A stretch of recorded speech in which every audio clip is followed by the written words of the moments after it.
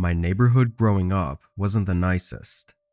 Everyone who lived there was there because they couldn't afford anywhere else, not because they wanted to live there. A lot of the houses were extremely small and old, and even the businesses in the town had trouble staying open for more than a year or two. When I was young, it was pretty common for us to go to these houses and businesses that had been abandoned and just mess around in them. The police had to have known this was going on, since every kid in town was doing it, but they didn't do anything about it. Anyway, when I was really young, my elementary school shut down, and the building was never repurposed. So when I was older and exploring these rundown places, I was intrigued to see what the school looked like now. On a Saturday night, my buddy Ryan and I went to the school. We didn't have cars, so we had to walk about 4 miles from his house to get there. This building, even before it was abandoned, I always found a little bit creepy. It was on the edge of town, buried in the woods with a chain link fence around it. It just really did not seem like a place for an elementary school. We climbed over and went to the side of the building to see if there was a window to get in from. Lucky for us, almost every window had already been smashed open. I jumped in first, followed by Ryan. The first thing we did was just stand there and listen to hear if anyone else was inside. There was this very loud, hollow creaking noise the building was making, but it sounded like we were alone. We walked down the hallway, peeking into some of the rooms.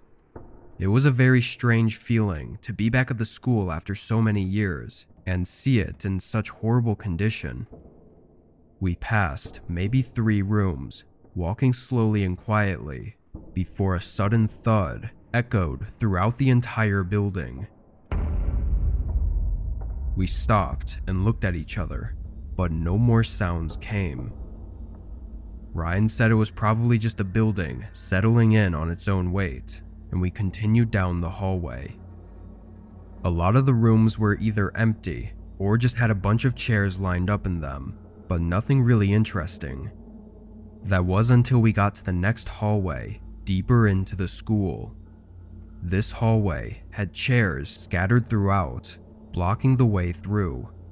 We had to push them aside just to get to the rooms.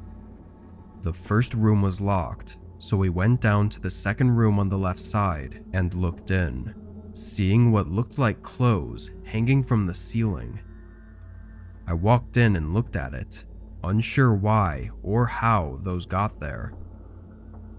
After a moment, I wondered why Ryan hadn't said anything and if he was seeing what I saw. I turned around, and as my head moved across the room, I caught a glimpse of a figure in the far back. I shot my eyes to the far wall, seeing a disheveled man staring at us as he stood with something in his hand. To make it all worse, he had almost no clothing on. I quickly glanced at Ryan, who had his eyes fixed on the man as well, before he grabbed my arm and pulled me back into the hallway. Immediately, we heard something metal being thrown across the room toward the door we were at, followed by a horrific scream.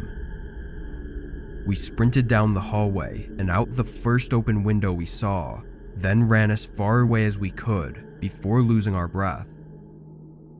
On the rest of the walk home, we put the pieces together and realized the man was likely holding a knife, which was probably what he tried throwing at us.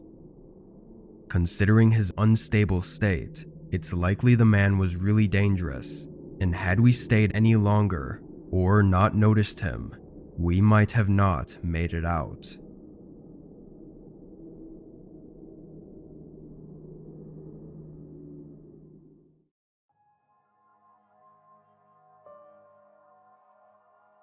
When I was a kid, between the ages of 14 to 16, me and my friends were really into hanging out anywhere other than our houses. Most of the time, we would go to some fast food place and chill there, or just find some spot in the woods near the park. I guess we were at that age where we wanted to be alone and not have people looking over our shoulders all the time.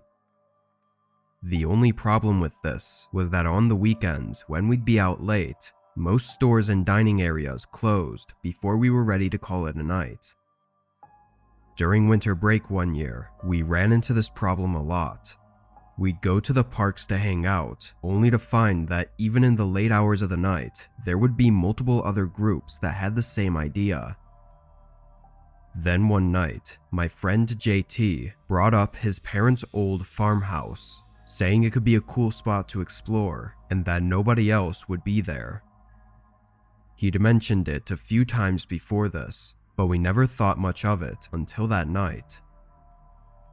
JT drove me and my other friend, Paul, out into what looked like the middle of nowhere, arriving at a wooden fence. The fence was closed off with a chain, since it was a private property, and JT didn't have the key to it, so we parked and hopped over it. From the edge of the wooden fence, though, the first thing I realized was that I couldn't see the farmhouse. Yeah, it was dark out and there were no lights anywhere, but I couldn't even make out the shape of the house in any direction. JT started walking, leading the way on a rough gravel path, as he explained why his parents even had the place to begin with. He said it was his grandparents' farmhouse, but when they died, they passed it down to his parents. Apparently it was in horrible condition, and his parents didn't know what to do with it, so they just kept it. That was almost 10 years ago. Nobody had done any maintenance or even checked up on it in over a decade. We walked down this path, following JT for a good 10 minutes before we could finally see the house. Even from just the outline of it in the dark, you could tell it was in bad shape. Part of the roof was dipping inward like it was about to collapse, and some of the siding panels were hanging from the wood. All of us were quiet now, just looking at it as we walked closer. When we got up to the front of the house, the door was covered by a large sheet of wood, so we went around to the back where the door was completely missing. We each turned on our phone flashlights and stepped inside. Surprisingly, the place wasn't really trashed like we thought it'd be. Most of the furniture and stuff didn't seem to have been moved very much. It was extremely dusty though, and our phone lights were not the best, so maybe it just looked better than it was. We split up after a minute, just walking around the first floor and looking. I entered a hallway on the left side of the house and began walking down, when suddenly someone walked past the end of the hallway. I froze, and out of panic, I called out JT as if it was maybe him, but I already knew it wasn't. The man I saw, although it was dark, was much taller and thinner than either of my friends. I stepped back and started to go where I'd last seen the two of them. When I turned around the corner and held up my light, both JT and Paul were standing in the middle of the room, looking away from me. I stepped into the room and looked where their lights were pointing. At the edge of the light, the man was standing and staring right back at them. It was like they were all frozen in fear, unsure of what to make of the situation. "Guys, let's just leave," I said shakily, but trying to act calm so the guy didn't do anything. But that must have triggered everyone's reactions, because suddenly we were all sprinting to the back door and running out into the open field. I can't even say for sure if the man chased us out, but JT says he was confident he heard footsteps right behind him.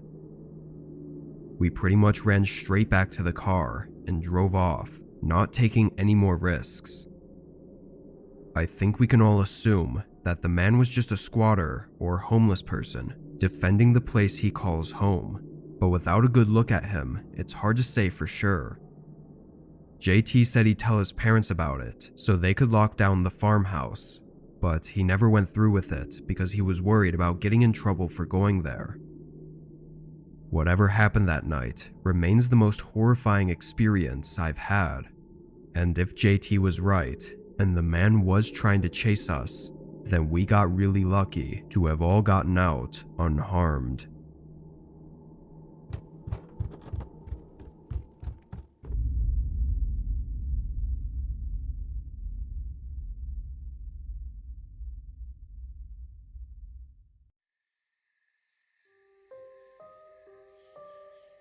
This was only a year ago.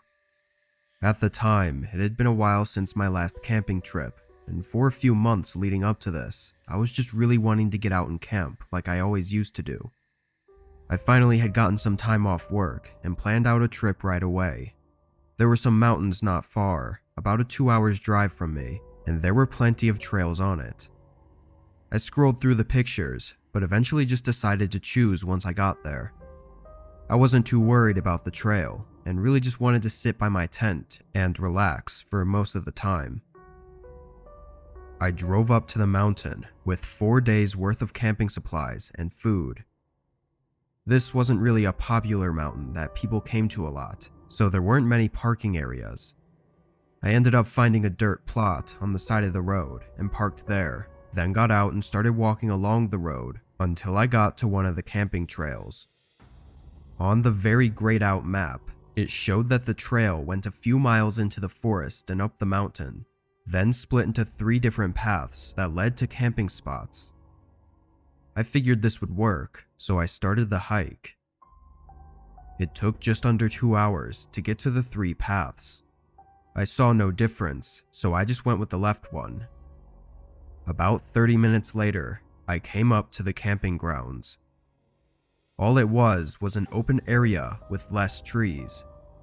Nobody else was there, and it didn't exactly look like anyone had been there in a long time. Everything had grown over, to the point where if there wasn't a direct path leading to this place, it would just look like any other spot in the forest.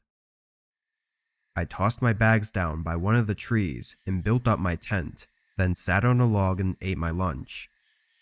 After that, I kinda just sat there, writing in my journal and listening to the birds. Once the sun was starting to get lower, I had to get a fire going to keep me warm, so I got up and walked around the perimeter of the camping grounds to find sticks to use. But not too far from my tent, I found something strange. A path leading off into the woods. Not a regular trail though.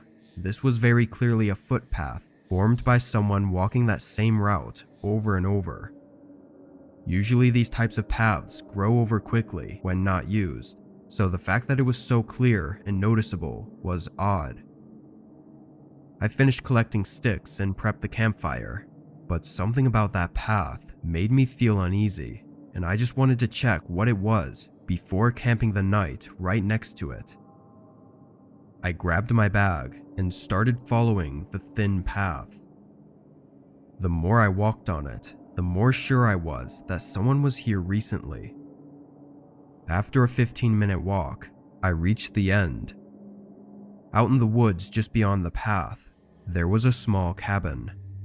It looked like it was decaying and abandoned. The wood was splintering with entire boards missing, and the door was left wide open. I walked up to it and looked around, wondering why a footpath would lead to an abandoned hut in the woods. It was too far for someone to just stumble upon it. Curious, I peered in through the doorway. It was dark inside and I couldn't really see much, but I could tell that it wasn't empty. There were things in there. I was about to take a step inside, but a sudden voice from behind me startled me away. "Leave. Go away," a man said sternly, almost angrily. I faced him, standing about 10 feet away. The man told me again to leave, and without saying a word, I did as he said. As I walked away, I looked back once, seeing the man standing at the end of the path and watching me to make sure I was leaving. Once I got back to my tent, it was already dark out, but I was not going to stay there. I quickly packed up and left, dangerously hiking in the pitch black with just a flashlight until I got back to my car. I don't know what was going on there, but what frightened me so much was that I was immediately sure that the man I saw did not live there. He was wearing regular, clean clothes and had no signs of even being out there for more than a couple days, which makes me question why he was out there and why he needed me to leave. And how did the footpath form if he didn't live there? Or was there someone else that did? The whole thing has me asking 100 questions, and I don't think there's ever going to be answers.